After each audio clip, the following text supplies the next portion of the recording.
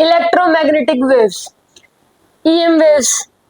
सुनो देखो, सबको पता है सन में से रेज आती है। कौन कौन सी आती है? Gamma rays, X rays, UV rays, visible rays, infrared rays, microwaves and radio waves. ये जो 7 जो रेज के नाम है, ये सारी कहाँ से आती है? सन में से आती है। ठीक है, इनमें से जो हमें दिखती है वो सिर्फ कौन सी होती है? विजिबल रे। कौन सी दिखती है हमें? विजिबल रेज दिखती है। बाकी ना गामा रेज दिखती, ना एक्स रेज दिखती, ना यूवी रेज, ना इंफ्रारेड रेज दिखती, ना माइक्रोवेव्स दिखती, ना रेडियो वेव्स दिखती। कोई भी नहीं दिखती। कौन सी दिखती है? सिर्फ विजिबल रेज। यही देख सकते हैं सिर्फ हम। ठीक है, तो इन सब के बारे में हम एक तो पढ़ते हैं न्यू, यानी कि फ्रीक्वेंसी। एक बात करते हैं पेनिट्रेशन पावर। पेनिट्रेशन पावर क्या होती है? सुनो देखो, पेनिट्रेशन पावर क्या होती है। जैसे मान लो इस गामा रेज और X rays, gamma rays and X rays, इनकी पेनिट्रेशन पावर बहुत ज्यादा है। पेनिट्रेशन पावर बहुत ज्यादा है। इसका मतलब ये है कि ये हार्डेस्ट थिंग मान लो जैसे डायमंड है, ये डायमंड को भी क्रॉस कर सकते हैं, मतलब डायमंड में से पास हो सकती है ये रेज। जैसे मान लो ये रेडियो वेव्स है, इसकी पेनिट्रेशन पावर मिनिमम है, मतलब कम है, तो ये नहीं पास कर सकती।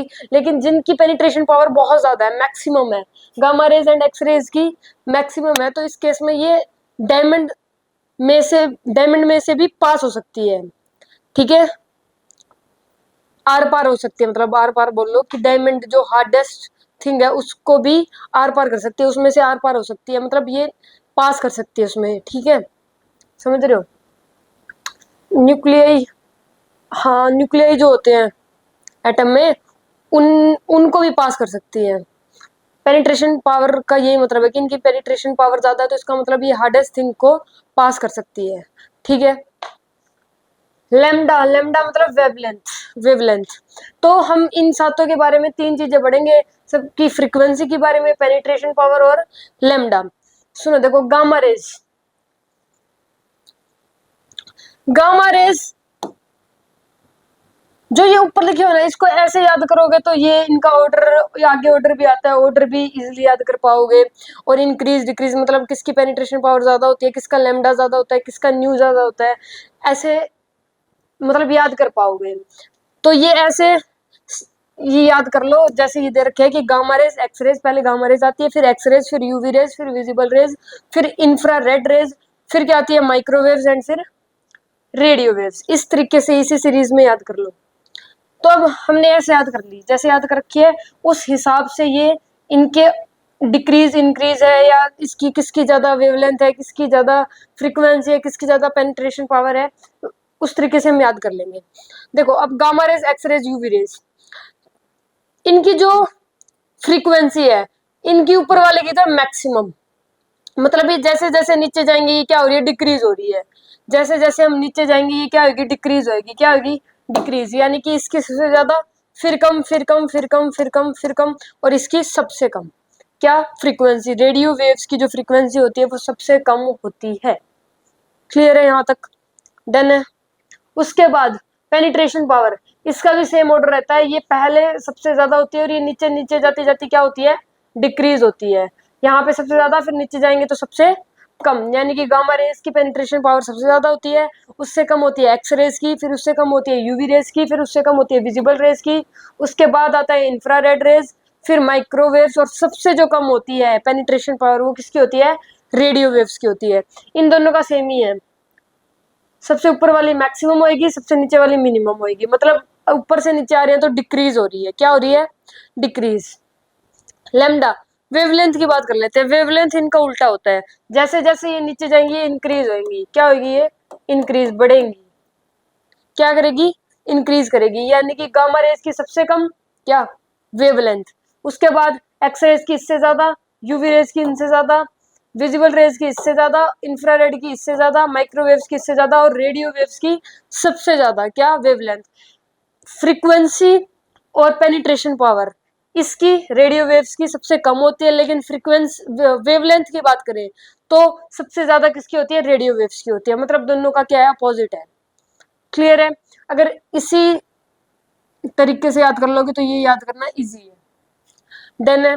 ये सारी बातें थी penetration power, wavelength and frequency के बारे में। अब आगे इनका ऑर्डर पढ़ते हैं, ऑर्डर कैसा होगा। ये छोटा सा टॉपिक है, कुछ ज्यादा बड़ा नहीं है। अब ऑर्डर की बात करते हैं। अब इन सभी रेज की ऑर्डर की बात करते हैं। सुनो देखो, अगर इसी तरीके से याद करोगे, सबसे पहले गामा रेज, फिर एक्स रेज, फिर यूवी, फिर विजिबल, फिर इंफ्रारेड, फिर माइक्रो, फिर रेडियो। अगर इसी तरीके से याद करोगे तो इजिली इनका ऑर्डर भी याद हो जाएगा।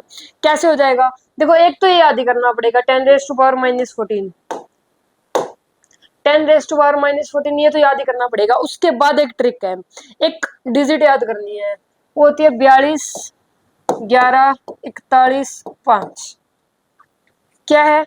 42 11 41 5। इसकी हेल्प से, इन सभी डिजिट्स की हेल्प से हम इसका ऑर्डर फाइंड कर सकते हैं। देखो, एक याद करना पड़ेगा, गामा रेज का क्या होता है? 10⁻⁻14, -14 है, इसमें ऐड कर दो 4, -14 + 4, ये कितना आ जाएगा? -10। यानी कि जो इसका ऑर्डर आएगा वो 10⁻14 से 10⁻10 तक आएगा। अब ये -10 यहाँ लिख दो, -10 यहाँ पे लिख दिया। अब इसमें क्या करना है? हमें 2 ऐड करना है, तो -10 + 2 कितना आ जाएगा? -8 आ जाएगा। -10 + 2 ये कितना आ जाएगा? -8 आ जाएगा। अब ये -8 यहाँ लगा ले आओ। -8 में क्या ऐड करना है? 1 ऐड करना है, -7 आ जाएगा। -7 यहाँ ले आओ। -7 में क्या ऐड करना है? 1 ऐड करना है, -6 आ जाएगा। -6 यहाँ ले आओ। -6 में क्या करना है? 4 ऐड करना है, -2 आ जाएगा। -2 इधर ले आओ। ये 10 की पावर की बात कर रहे हैं, तो इस -2 में क्या करना है? 1 ऐड करना है, तो यहाँ पे ये 1 आ जाएगा। इस 1 को यहाँ ले आओ, इसमें ऐड कितना करना है? 5 ऐड करना है, तो ये आ जाएगा 10⁻4। एक याद करना कि गामा रेज का जो पहला है वो 10⁻⁻40 है, फिर आगे तो अपने आप निकल जाएंगे। इसमें ये जो वैल्यू बताई है 42 11 41 5, ये याद करना है, और इसी तरीके से ये ऐड करते चलेंगे। 10⁻⁻14 है, इसमें +4 करेंगे, 10⁻10 आ जाएगा। ये आ जाएगा, मतलब इसका ऑर्डर आएगा 10⁻40 से 10⁻10 के बीच में। इसका ऑर्डर क्या आएगा? 10⁻10 से 10⁻8 के बीच में। इसका क्या आएगा? 10⁻8 से 10⁻7 के बीच में, 10⁻7 से 10⁻6 के बीच में, 10⁻6 से 10⁻2 के बीच में। यहाँ पे 10⁻2 से 10⁻1 के बीच में, और यहाँ पे 10⁻1 से 10⁻4 के बीच में। और ये आता कहाँ से? यहाँ से आ जाएगा, अगर याद करोगे तो। ये ट्रिक है एक छोटी सी, ठीक है। इसका ऑर्डर तो इजीली याद हो जाएगा, बस एक बार ही नजर मारनी है, याद हो जाएगा ऑर्डर तो। अब बात करते हैं विजिबल रेज की। किसकी बात करेंगे?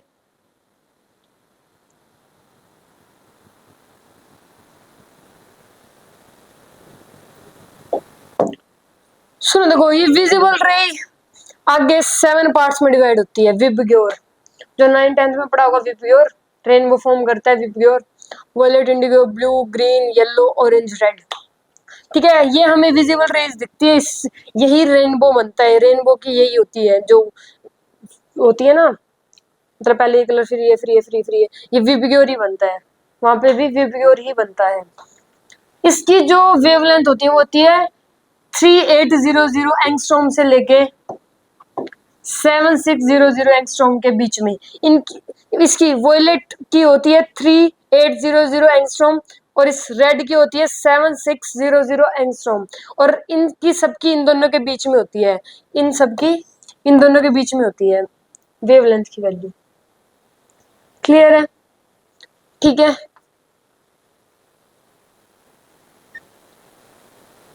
डन। विबग्योर याद कर लोगे, VIBGYOR violet, indigo, blue, green, yellow, orange, red.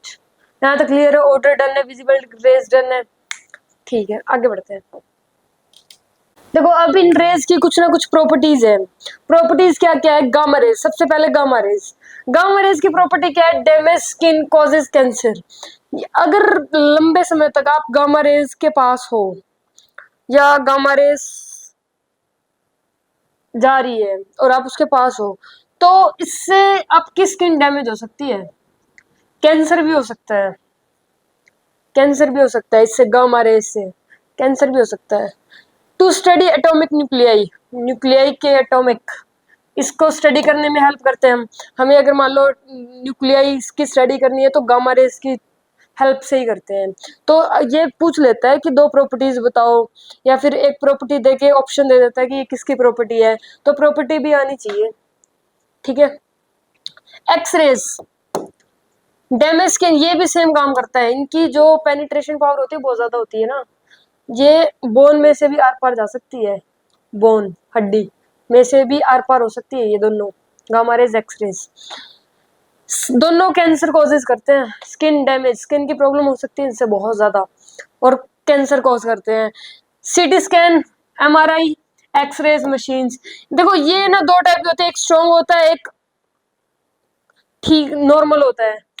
यहाँ पे स्ट्रॉन्ग का यूज नहीं करते, स्ट्रॉन्ग एक्सरे का यूज नहीं करते, वीक एक्सरे का यूज करते हैं। जो मशीनों में जो यूज करते हैं, एक्सरे एक्सरे करवाते हैं बोन बान का, एक्सरे पता ही होगा सबको, वहां पे ये स्ट्रॉन्ग एक्सरे यूज नहीं होता, स्ट्रॉन्ग एक्सरे यूज नहीं होता, वीक एक्सरे यूज होता है। डन है। UV rays for currency document writing, अच्छा ठीक है। यूवी रेज, यूवी रेज का जो काम है, इसकी जो प्रॉपर्टी होती है, जैसे मान लो कोई करेंसी है लेकिन वो नकली है, अब पहचानेंगे कैसे, क्योंकि आजकल तो सेम सेम बिल्कुल सेम दिखती है ना, नकली कुछ भी बना सकते हैं, फ्रॉड। तो इस केस में यूवी रेस की हेल्प से हम फाइंड कर सकते हैं कि ये असली है या नकली है। यूवी रेस करेंसी को बता देती है, डॉक्यूमेंट मान लो कोई फेक डॉक्यूमेंट है, वो हम पता कर सकते हैं यूवी रेस की हेल्प से। किसकी हेल्प से? यूवी रेस की हेल्प से हम पता कर सकते हैं। मान लो कोई राइटिंग इनविजिबल राइटिंग है, कुछ लिख रखा है, लेकिन पेन होते हैं ऐसे कि इनविजिबल राइटिंग होती है, लेकिन वो देख नहीं पाते, यूवी रेस की हेल्प से देख सकते हैं। टीवी में देखी होगी, मान लो कोई वैसे देखा ही होगा टीवी में, तो डायमंड रखा हुआ है और वहां पे वो नहीं दिखे होते, क्या होते हैं वो, लेजर सी लगी होती है रेड रेड कलर की, मतलब उस लेजर में पैर रखोगे तो अलार्म बजना स्टार्ट हो जाएगा, तो उस वो भी यूवी रेज होती है। ये इस अलार्म में भी यूज होती है इसका, जो वहां पे मूवीज में देखी होगी, ऐसे रेज होती है बहुत सारी सारी सारी सारी सारी सारी, है ना, देखी होगी। हाँ, तो वो उनमें भी यूवी रेज का यूज होता है। ठीक है, इन तीनों की प्रॉपर्टी डन है। नेक्स्ट, विजिबल रेज, ये रिफ्लेक्शन, रिफ्रैक्शन, डिफ्रैक्शन, पोलराइजेशन, ये आगे बढ़ेंगे ऑप्टिक्स में, ये इन सब कामों में यूज होती है। Infrared rays, green house effect, solar cooker, solar heater, ये प्रोजेक्ट नहीं बनाते क्या स्कूल में? प्रोजेक्ट बनाते हैं स्कूल में, उनमें यूज होती है infrared rays. Microwaves, navigation in aircraft, satellite communication, अच्छा ये उसको बताती है, सैटेलाइट में यूज होता है इनका।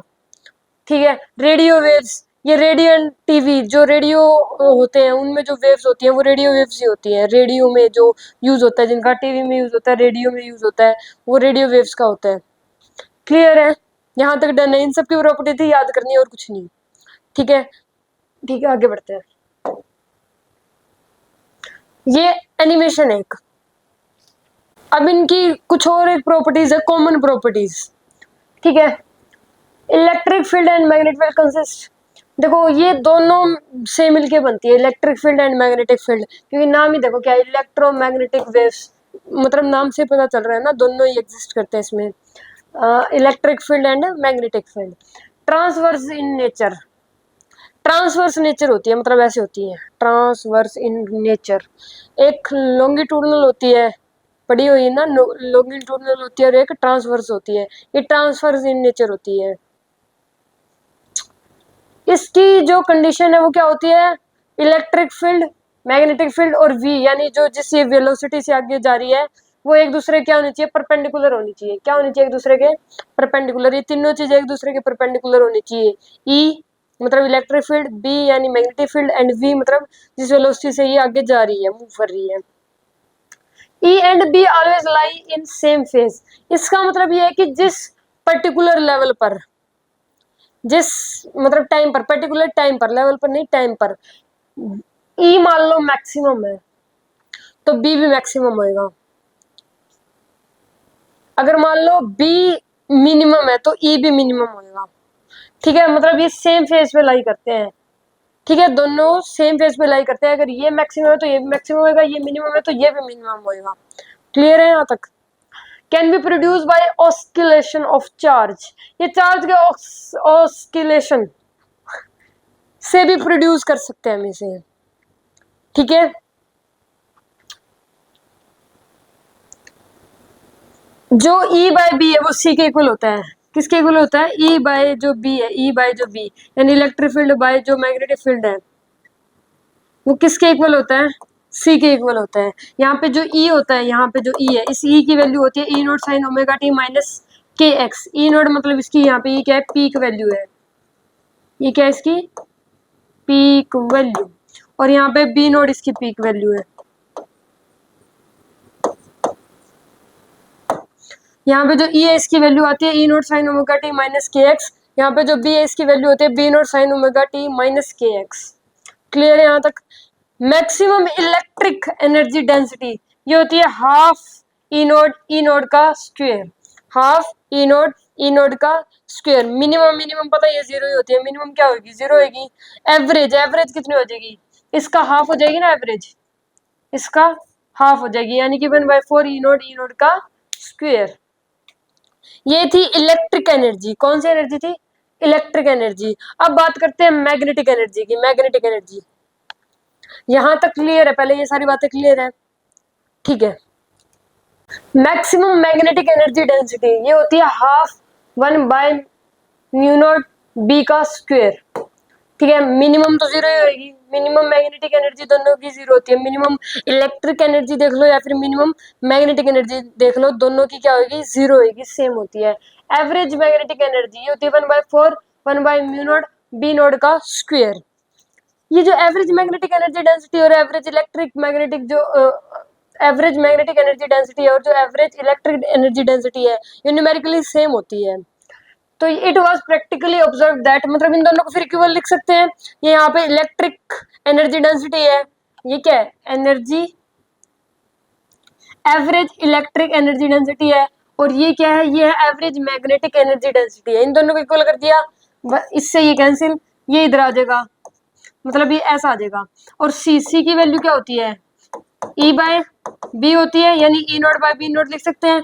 ई नोट की वैल्यू कितनी आ जाएगी 1, और बी नोट की कितनी आ जाएगी, ये स्क्वायर है ना, स्क्वायर करेंगे यहाँ पे तो ये आ जाएगा 1, और इसका स्क्वायर इधर जाएगा तो ये आ जाएगा रूट, तो यहाँ से सी की वैल्यू आ जाती है ये।